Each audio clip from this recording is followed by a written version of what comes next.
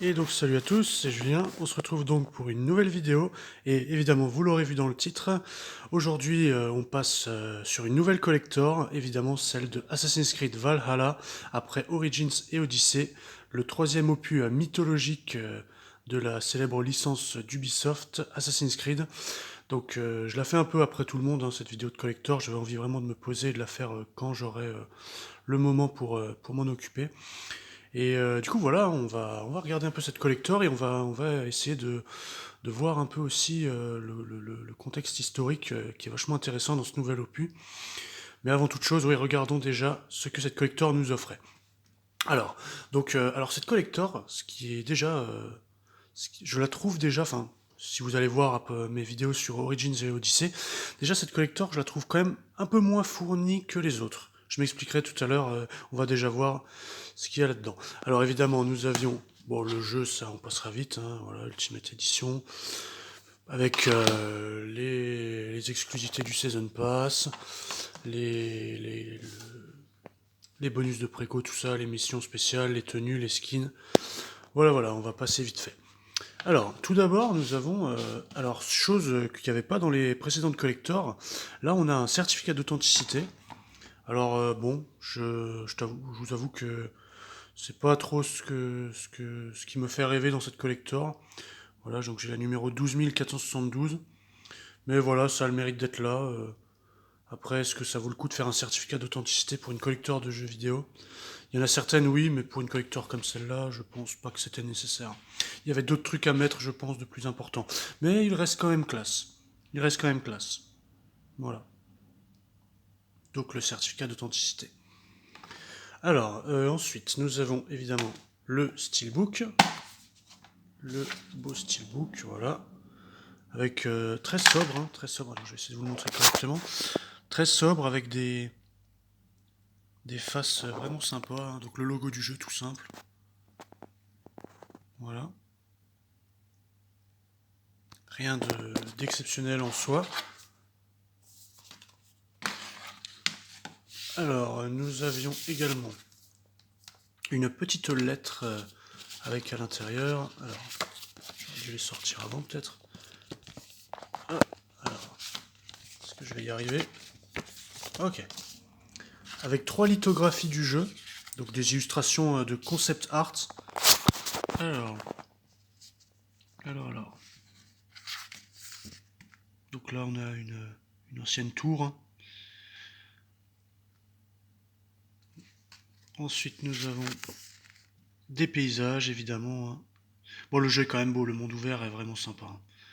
Ça, y a pas à dire. Je vais vous en parler juste après. Après vous avoir montré un peu tout ce qu'il y avait dans le collector, hein, je vais pas trop traîner là-dessus. Hein. Après, c'est un petit paysage de Norvège. Voilà. En tout cas, c'est sympa. Nous avions également dans ce petit sachet là, la petite figurine de Eivor, le protagoniste du jeu en version masculine.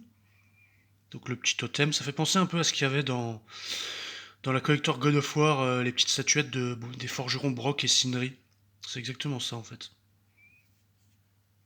Voilà, je vous renvoie à ma vidéo sur la collector de God of War en 2018. Le coffret évidemment, hein, le coffret collector hein, comme toujours. Celui-là très sobre, hein, il est vraiment... Autant sur celui d'Origins on avait plusieurs divinités, celui d'Odyssey il y avait plusieurs motifs, mais là c'est vraiment partout pareil. Il y a... Voilà. Il est classe, il est sobre, mais il n'y a rien de spécial non plus. On va donc s'intéresser à la petite figurine, qui est le gros objet de cette collector. Donc figurine de Eivor version féminine, qui est quand même pas mal du tout. Voilà, donc sur le Drakkar, prête à lancer son raid aux côtés de Sinin. Sinin ou Sunin, je sais pas comment vous le prononcez, le nom du corbeau. Et il est vraiment sympa aussi. Hein. Alors est-ce qu'on peut avoir un focus? Voilà, on va voir de dos. Non, elle est quand même bien, elle est quand même sympa cette figurine. Elle est quand même sympa.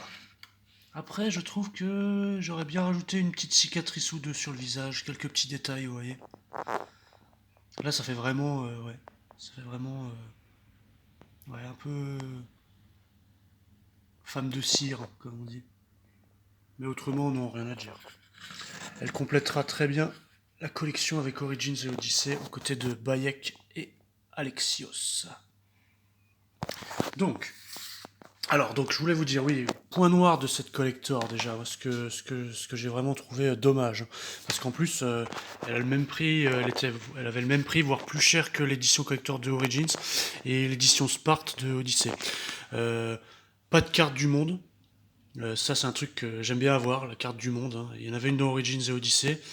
Et pas d'artbook, pas de petit artbook comme il y avait dans Origins et Odyssey aussi. Après, est-ce qu'ils ont pas eu le temps de faire tout ça avec la période qu'on connaît actuellement, je sais pas. Mais voilà, je pense qu'il y aurait pu avoir un petit quelque chose en plus. Ah, il y a aussi la... Ah, bah attendez, il y a aussi la bande son du jeu, qu'est-ce que j'en ai fait? Elle doit être à l'intérieur. Elle est sûrement à l'intérieur.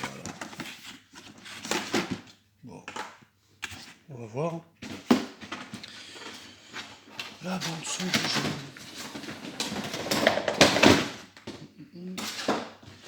Ouais, en effet. Voilà, oui, donc j'ai oublié ceci. Ça fait toujours un truc en plus, évidemment. La petite bande son qui fait quand même plaisir, hein, ça reste des titres de très bonne qualité. Voilà.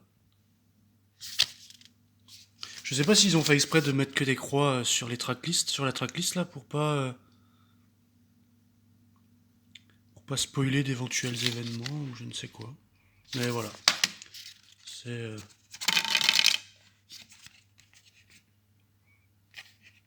voilà. Ça reste sympa, ça reste sympa.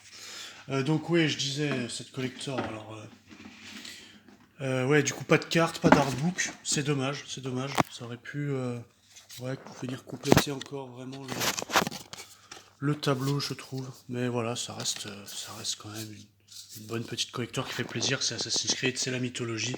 Vous savez bien que moi j'adore ça. Donc pourquoi s'en priver?